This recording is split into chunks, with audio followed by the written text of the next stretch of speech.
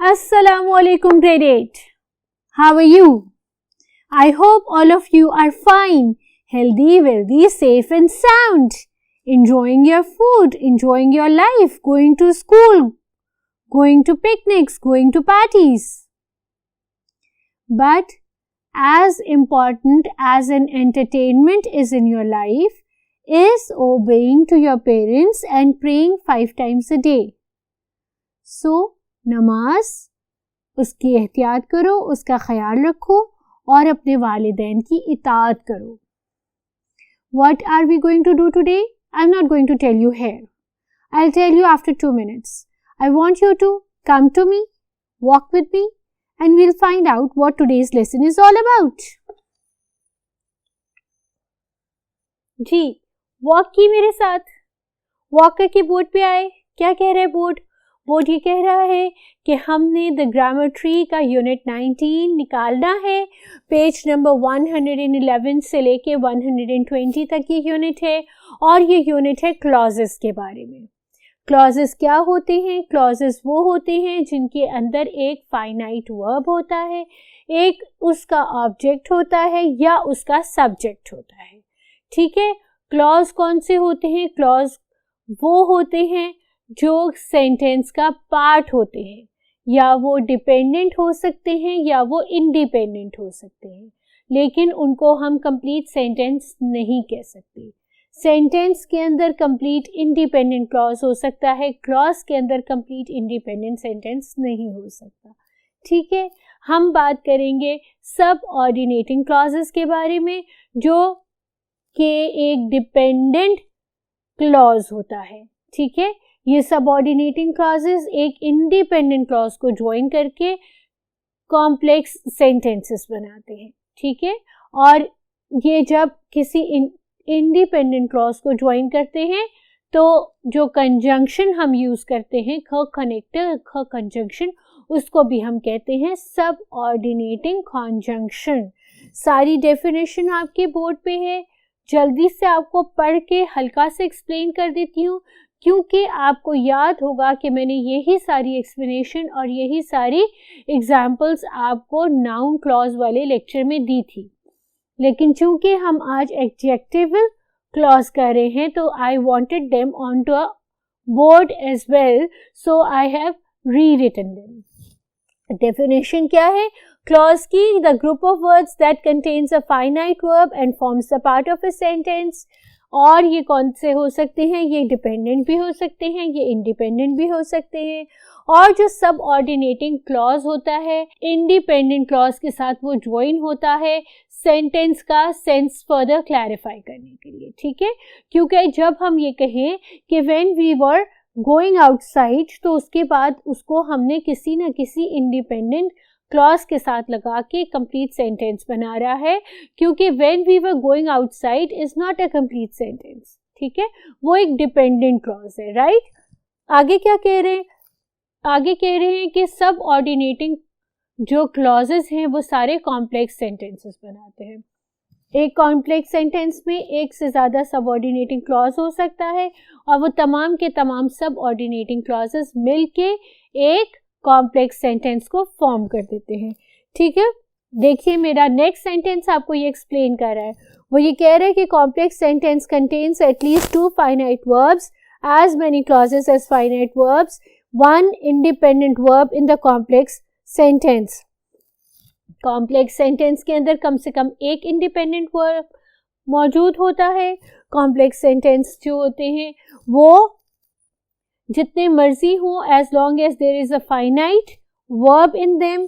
और ये कि कॉम्प्लेक्स सेंटेंसेस को हम डिवाइड कर देते हैं इंडिपेंडेंट और डिपेंडेंट क्लॉजेस के साथ विद द यूजेज ऑफ सब ऑर्डिनेटिंग कॉन्जंक्शंस. ठीक है. क्लॉजेस की डेफिनेशन हो गई, रिकैपिचुलेट कर ली, एक दफ़ा हमने रीड कर ली, याद तो हमें है. हमने पिछले लेक्चर में बहुत थॉरली इसको एक्सप्लेन भी किया था और याद भी किया था. Let's move on to the topic for the day. The topic for the day is adjectival clause. ठीक है, हम कर रहे हैं kinds of subordinating clauses की. सबऑर्डिनेटिंग जो क्लॉजेस हैं उनकी डिफरेंट टाइप्स कर रहे हैं. अपने प्रीवियस लेक्चर में हमने किए थे नाउन क्लॉजेस, आज हम करेंगे एडजेक्टिव क्लॉजेस. हमने एडजेक्टिव क्लॉजेस के जो इम्पॉर्टेंट एलिमेंट्स हैं वो बोर्ड पे लिखे हुए. वो ये हैं कि एडजेक्टिव क्लॉज जो है वो कंटेन करता है एक सब्जेक्ट और एक वर्ब. ये एक डिपेंडेंट क्लॉज होता है हमेशा, और हमेशा शुरू होता है रिलेटिव प्रोनाउन के साथ या रिलेटिव एडवर्ब के साथ. रिलेटिव प्रोनाउंस और रिलेटिव एडवर्ब्स क्या होते हैं? The W words, who, why, where, when, whom, which, ठीक है, और दैट भी. ठीक है, it works as an adjective, modifies a noun और a pronoun answering the questions how many, at what time, at what place, when. ठीक है, सो जो आपके एडजेक्टिव क्लॉजेस होते हैं वो इन तमाम सवालों का जवाब देते हैं कि जो नाउन है आपका वो कहाँ, कब, किधर, कैसे, किस तरह काम कर रहा था. ठीक है, अब ये आपकी एग्जाम्पल्स मैंने दी हैं. These are the different usage of adjectival clauses in the sentences. अगर आप अपना नेक्स्ट पेज टर्न करेंगे तो आप देखेंगे कि उसके ऊपर एक बहुत बड़ा सारा टेबल बना हुआ है, उसके अंदर ये अच्छे से एक्सप्लेन किया हुआ है. मैंने भी आपको बोर्ड पे लिख दिया है ताकि आपको uses of adjective clauses in different ways, in different methods, in different sentences clarify हो जाए. जैसे आपका ये सेंटेंस है, the gift which Rana brought was the best. ये आपने सब्जेक्ट को मॉडिफाई किया है, गिफ्ट को. ठीक है, ये आपने एडजेक्टिव लगा के इस सब्जेक्ट को मॉडिफाई किया है कि गिफ्ट कौन सा था जो राना लेके आया था. ठीक है, तो ये आपने सब्जेक्ट को मॉडिफाई किया ये क्लॉज लगा के, the gift which Rana brought, वो गिफ्ट जो राना लेके आया था. She is the girl who won the toppers trophy. ठीक है, टॉपर्स ट्रॉफी एक्चुअली ये एक आपके उसमें प्रॉपर नाउन है. It's the name of a competition, so over there it was a proper noun. चलो अब इसको करते हैं. वो लड़की जो टॉपर्स ट्रॉफी में जीती है वो ये वाली है. अब ये क्या कर रहा है? प्रेडिकेट. ये आपका प्रेडिकेट है. She is the girl is a complete sentence, is a complete independent clause. ये आपका सब्जेक्ट है, ये आपका प्रेडिकेट है. ये प्रेडिकेट को एनहांस कर रहा है. ये बता रहे कि कौन सी लड़की जिसने टॉपर्स ट्रॉफी विन की थी. ठीक है, तो ये आपको प्रेडिकेट को फर्दर एक्सप्लेन कर रहा है. यहाँ पर एडजेक्टिव क्लॉज आपने लगा के अपने प्रेडिकेट को ज्यादा क्लैरिफाई किया है. ठीक है, the dog fetch the ball that his master through. ठीक है, the dog fetch the ball, dog is the subject, ball is the object. यहाँ पे इसने इस ऑब्जेक्ट को फर्दर मॉडिफाई किया है, ऑब्जेक्ट को फर्दर एक्सप्लेन किया है कि कौन सी बॉल जो उसके मास्टर ने फेंकी थी. ठीक है, तो हमने उसको डिस्क्राइब किया है कि ये वाली बॉल जो उसके मास्टर ने फेंकी थी. एडजेक्टिव क्या होते हैं? Describing words. वो नाउन्स को डिस्क्राइब करते हैं. क्लॉज कौन से हो जाते हैं? जब हमने ग्रुप ऑफ वर्ड्स एक और फाइनाइट वर्ब लगा दिया तो वो बन जाते हैं एडजेक्टिव क्लॉज, क्योंकि वो उस सब्जेक्ट या ऑब्जेक्ट या प्रेडिकेट को फर्दर एक्सप्लेन कर रहे हैं. रिलेटिव प्रोनाउंस या रिलेटिव एडवर्ब्स यूज कर रहे हैं और उनको फर्दर खुल के आपको बता रहे हैं कि this is the basic reason. Right, we sent flowers to Areej who was unwell. अब आपने इनडायरेक्ट ऑब्जेक्ट को बताया है. We sent flowers. ठीक है, वी सब्जेक्ट, फ्लावर्स ऑब्जेक्ट. ठीक है, और आपका सेंडिंग जो है वो वर्ब. टू अरीज वो इनडायरेक्ट ऑब्जेक्ट है. भेज तो आप फ्लावर्स रहे हो लेकिन इनडायरेक्टली किसको भेज रहे हो? अरीज को. तो इसने अरीज को फर्दर एक्सप्लेन किया है, इनडायरेक्ट ऑब्जेक्ट को फर्दर एक्सप्लेन किया है. यहाँ पर आपने एक एडजेक्टिव क्लॉज लगाया है. We walked down the road which is famous for its cafes. ठीक है, down the road. ठीक है, कहाँ गए थे आप? down, नीचे. ठीक है, कहाँ? कैफे में. अब कैफे क्या है? वो अपनी किसके लिए फेमस है? We walked down the road which is famous for its cafes. अब क्या किया है, हम गए हैं, कहाँ गए हैं, डाउन द रोड, ठीक है। प्रपोजिशन क्या है, डाउन द रोड, और डाउन द रोड क्या है, एक जगह है जो अपने कैफेज के लिए फेमस है।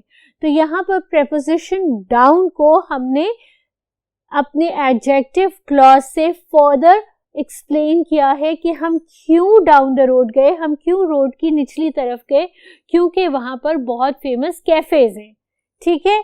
यहाँ पर एडजेक्टिव क्लॉज का यूजेज हुआ है in order to further explain the preposition. Let's move on to the exercises. There are 2 exercises related to this topic. Let's quickly do those 2 exercises, right? I hope you are holding a pen and a pencil in your hand along with your textbook.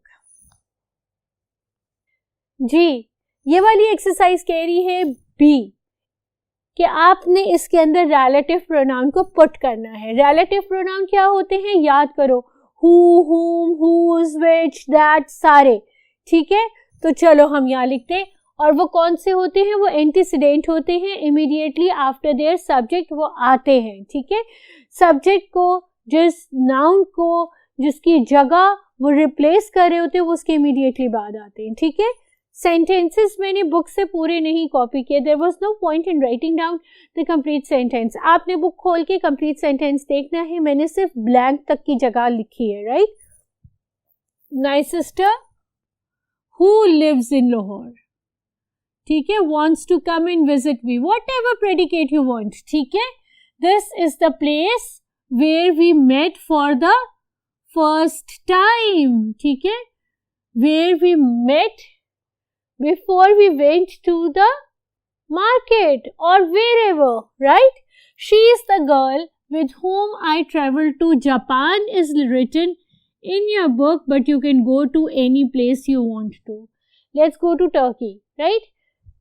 She is the girl with whom I went to Turkey, right? I will never forget the time when we met. or the first time. Time को हमेशा when से meet करते हो.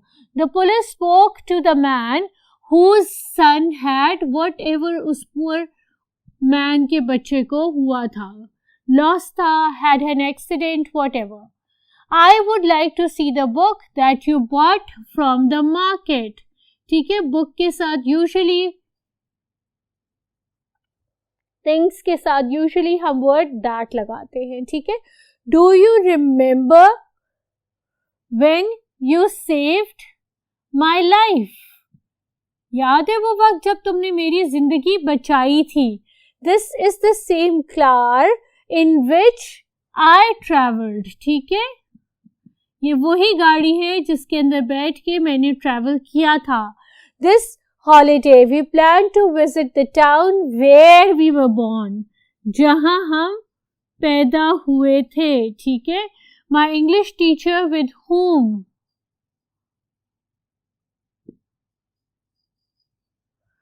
I have a good relationship has retired.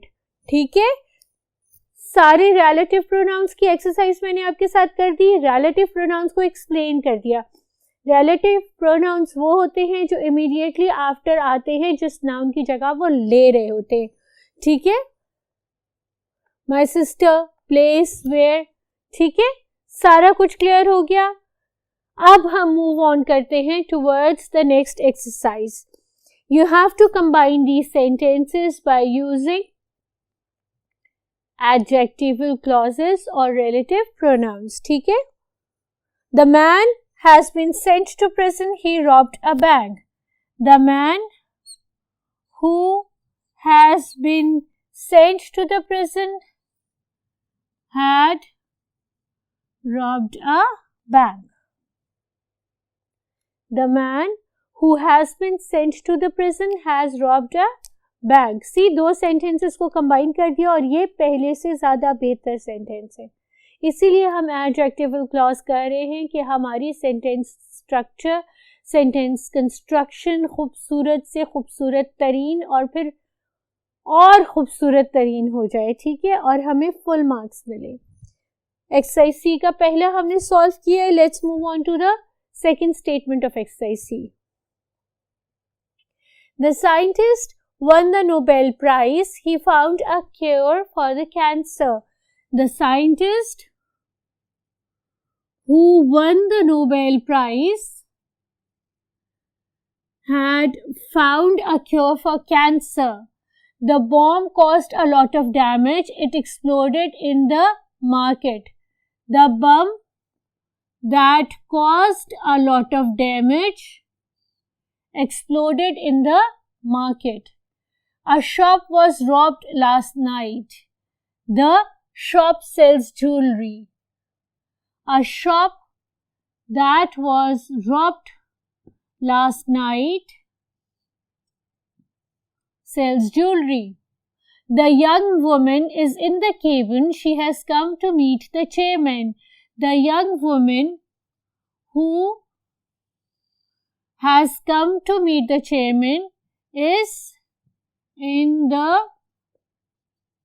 cabin, right? The place is now in ruin. It was once known for its natural beauty. The place once known for its natural beauty, or the place that was, or the place which was once known for its natural beauty is in ruins. ठीक है?